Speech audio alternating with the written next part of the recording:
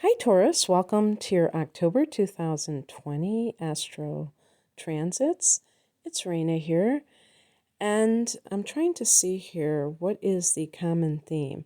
I think there's a lot of energy in the sixth house, but because of the way I'm going to be talking about these new and full moons, it's going to be for people specifically of certain degrees because I want to be more accurate, at least for that. The rest of them I don't get into because it's just too time consuming. I will mention the Mercury retrograde houses as well because that can be very important. So, as we enter the month of October, the sun is in Libra. Now, Libra is ruled by Venus, just like Taurus is.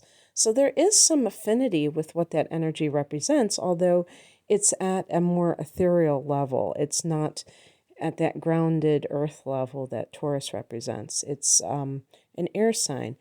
And for you, Libra is your sixth house, which means that it has a Virgo-esque sub-influence of practical matters. So the sun is in this house of health and anything connected to the health. It doesn't mean that the person is trying to heal from something. It can simply mean that you want to better your health or you're just interested in the topic in general and you want to read up on it, what have you. For some people, there may be specific reasons that you are focusing on your health, but this is a transit that you have every year. So it's also a house of your daily routine, your work schedule. And so these kinds of things can be front and center in your life and just organizing your life. And so work matters. If you're looking for work, for instance, that could be really what you're focusing on. There may be some work issue that is kind of dominating your energy. And on the very first day of the month, we have a full moon at 9 degrees of Aries. This month is significant, Taurus, because we have a blue moon and it happens to be in your sign. So will you take that as a sign that something is special, is going to come into your life that is special, especially since Uranus is forming an exact conjunction with that full moon? I don't know. It's up to you to decide that. But I was reading up on blue moons, and they said they only happen once every 2.5 years. I find that hard to believe because I thought that we had one in recent months, or maybe I'm confusing that with supermoons. But I thought we had one at least last year. So I don't know if I'm correct about that, if I read that correctly. But they do say once in a blue moon, so it obviously isn't something that happens every day. And I guess that it doesn't have to be in the same sign either. We had a black moon, or was it called a dark moon, in July, which was the second new moon in a month's time. And both of those were in the sign of Cancer. But this is the first full moon is actually in Aries, the sign right before you, and it's at 9 degrees of Aries. So if you are born between 0 and 9 degrees sun or rising, and I should have said this is for both the sun and rising signs, Taurus people, this is going to fall in your 12th house. And the 12th house is a house of past lives, mysticism, the dream state. So it's the state that happens when you are unconscious, when you're not conscious to the world, when you're kind of, in between worlds, you could say, in a different place. It is the spiritual dimensions, not just one dimension, but, multi-dimensional kind of states of consciousness. Did I say past lives and karma? That certainly can be the 12th house. And a full moon, are you kidding me? I mean, a full moon is already very intuitive. So you're combining these two qualities. And that can lead to a very intuitive, kind of heightening that intuition. The 12th house is the house of your subconscious mind, your unconscious mind, whatever the differences are between those two things. I think subconscious might be the conditioning from this lifetime and the unconscious from past lifetimes. I don't know. But something that's not at the conscious level. So full moons can bring these things to the surface in some way. Again, it could come through dreams or just some psychic revelation, and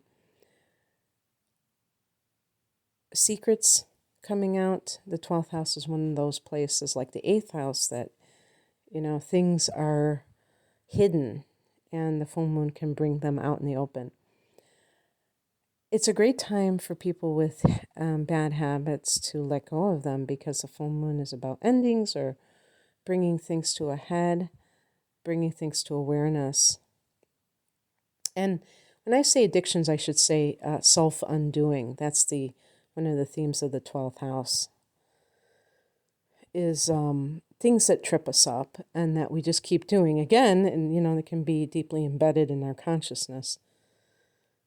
And we don't even realize we're just on automatic and we just do these things. For the other people, so those born 10 to 29 degrees sun and rising, this is going to occur in your 11th house. And this can shed a light on a friend, maybe somebody that you've been wondering about, haven't heard from, you find out something about them, or you end your association with a friends, groups. Why would you do that? I've been saying before, not just to Taurus, but to other signs that have this placement, I look to other areas. So with you having Uranus in your sign, you may be already starting to change, go into different directions, and you just don't vibe with those people. It may not be anything evil, awful, just something that is not the same. And so you're ready to let go of that. It can be a situation of having one of your dreams realized. This is the house of hopes and wishes. So maybe something comes to fruition on that front.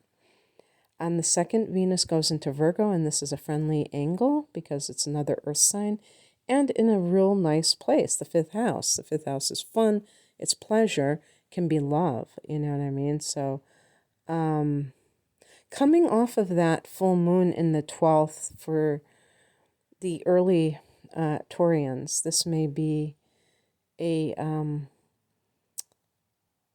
maybe this is some kind of a karmic or soulmate type of relationship that you have kind of dreamt about, that you were going to meet this person. The 5th house is creativity, so this could be like just being more creative, more appreciative of creative pursuits, or pursuing, going to museums more or something like that. It's funny because I have Taurus rising and I want to go to a certain exhibit, and I'm thinking, oh, well, this is probably going to be the month that I do that. And I just want to state very quickly that I'm one of those people, I'm a strange type of astrologer, because I'm not really as interested in the transits as I am in personal growth that comes from what you do on your end of things, not just waiting for transits. So I don't even really vibe with this idea of, oh, now I'm going to do this because it's, Venus is in the 5th house. So when I said that, I was half joking, but I do think that there are overarching themes, each month that can point us in a certain direction, that can show what might come across our path. And ultimately, we decide whether or not we want to pursue these things. It's not just like we're automatons. They're just, being pulled by the stars. I do think we have free will. And I just felt like I had to say that. So, yeah, it can be a really nice time because Venus is about pleasure and so is the fifth house. I'm surprised Venus doesn't rule the fifth house. In the universal chart, the fifth house is connected to the sun. And so, and Leo. And so it's really about joy, it's connected to children.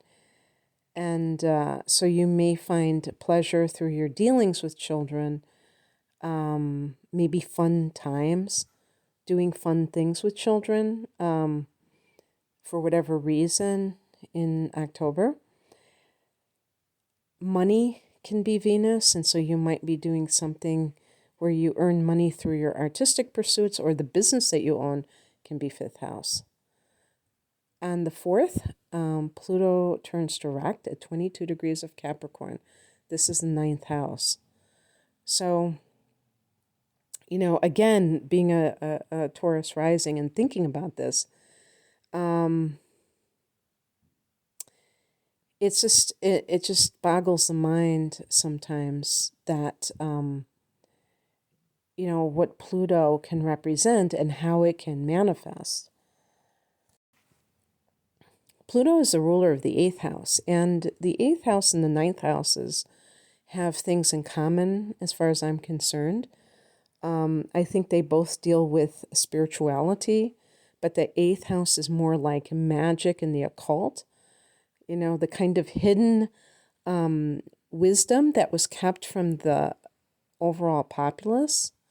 The ninth house is more the overt religion, and I see the ninth house as dogma. I have to, sometimes you have to create your own understanding of these houses because I've read different interpretations of these houses, and one of the things that's attributed to the ninth house is the law.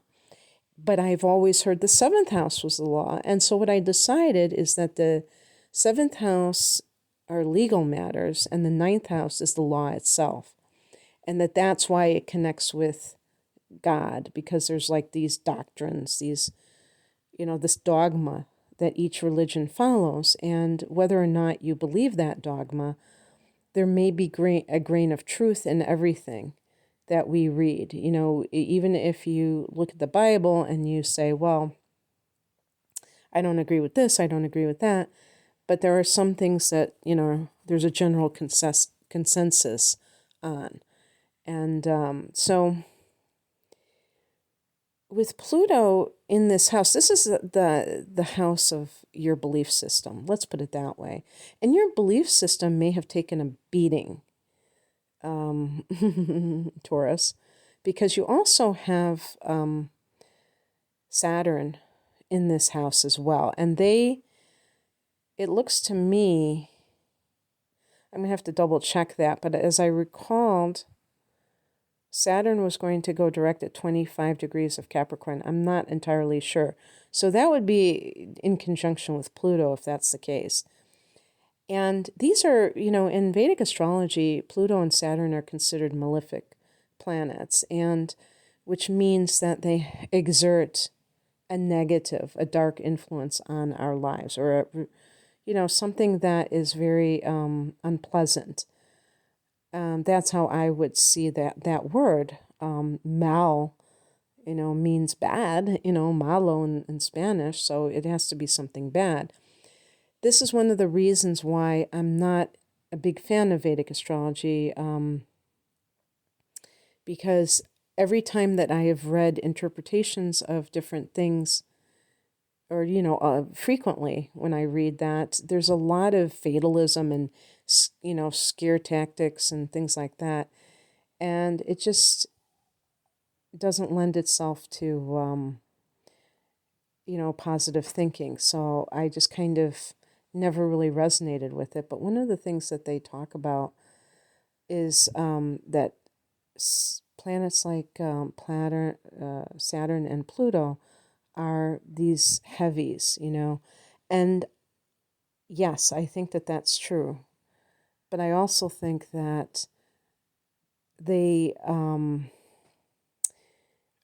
they're there for a higher purpose. So they're not just there to, punish people, because they call Saturn the Lord of Karma.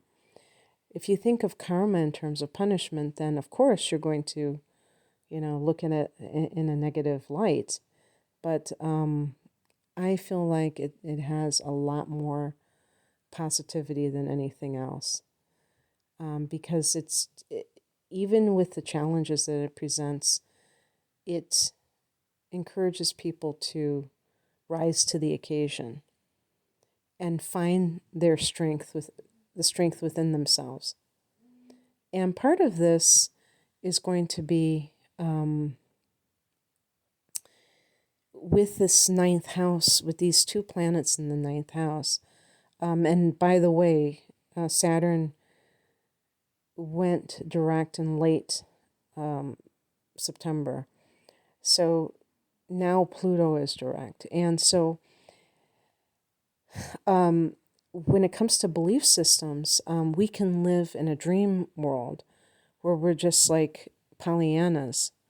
And actually, Sagittarians, in ninth house is connected to Sagittarius, and that's my sun sign, are accused of being Pollyannas because they try to be very positive.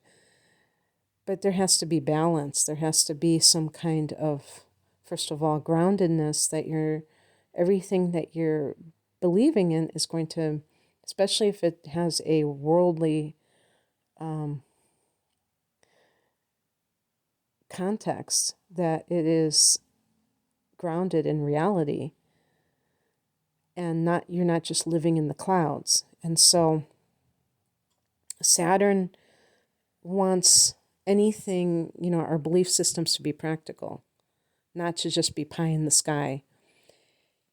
And if, the ninth house can be, higher learning. And I don't really believe this fully, but, they say sometimes people get majors that are like medieval English basket weaving or something like that. And that's not practical, and you need to have something that's more practical. And so they are told to major in something that is going to have a lot of job opportunities. And that makes sense, doesn't it? But what if you don't like those things? What if you don't have a passion for them?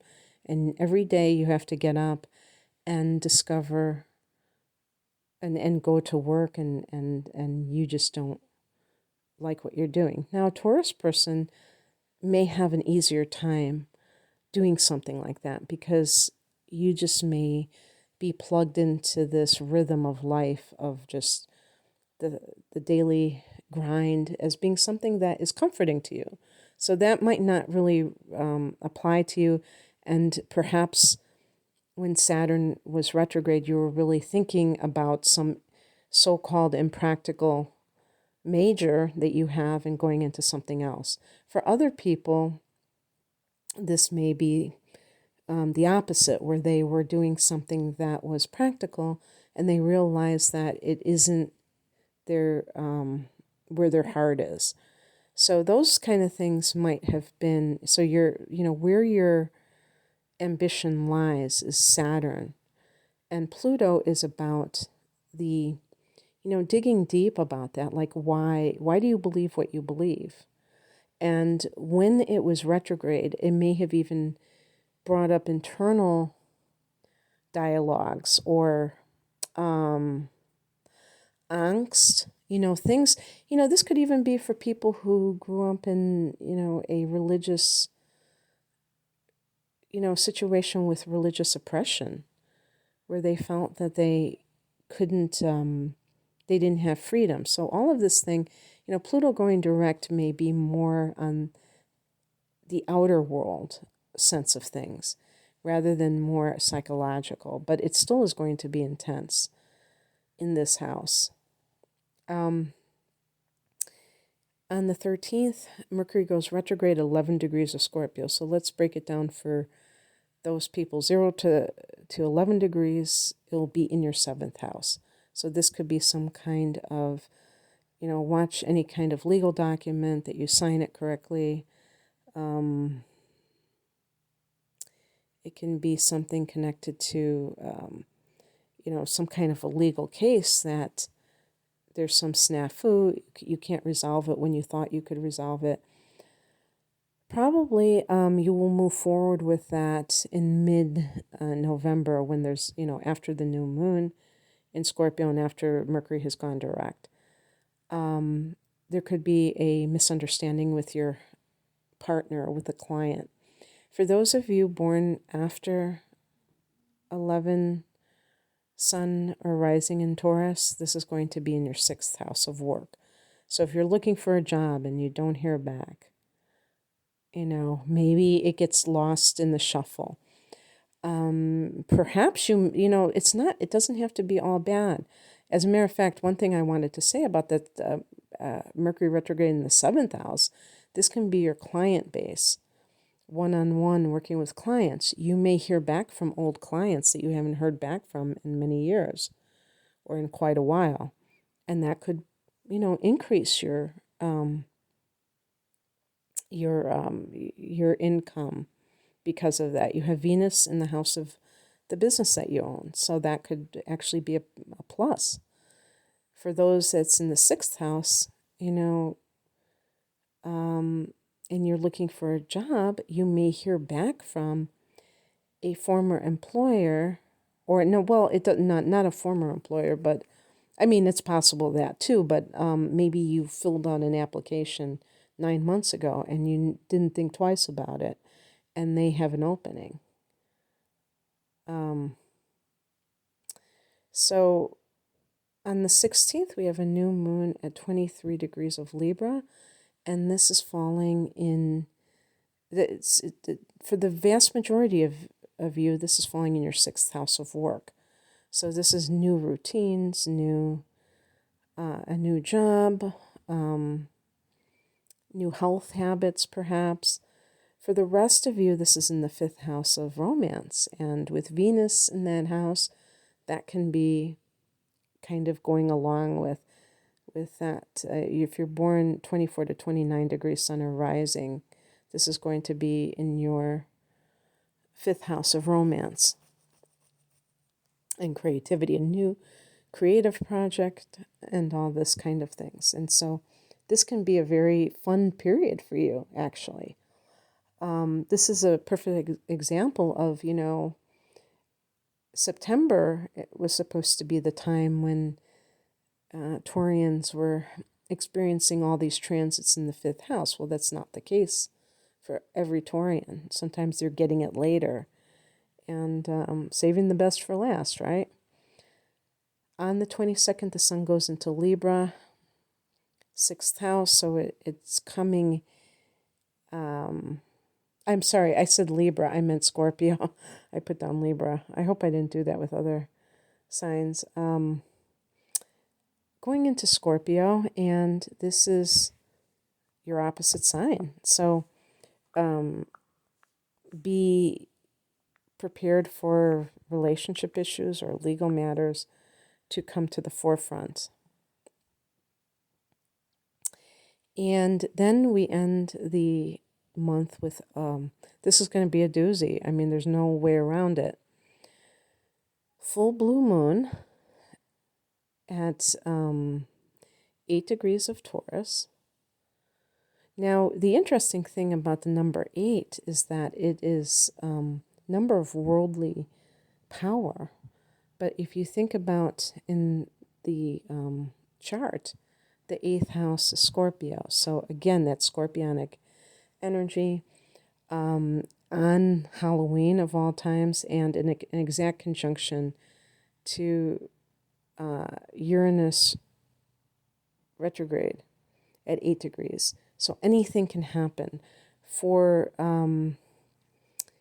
the first 8 degrees, it's going to be in the 1st house. So this is going to be some ending on a conscious level of some aspect in your life, and could be even something to do with your body. So you have, some of you have, because we have this health angle with the new moon, you could be doing new regimens, and that includes something that's going to end with your body, but it could be anything in your life, even habits, or the way that you present yourself.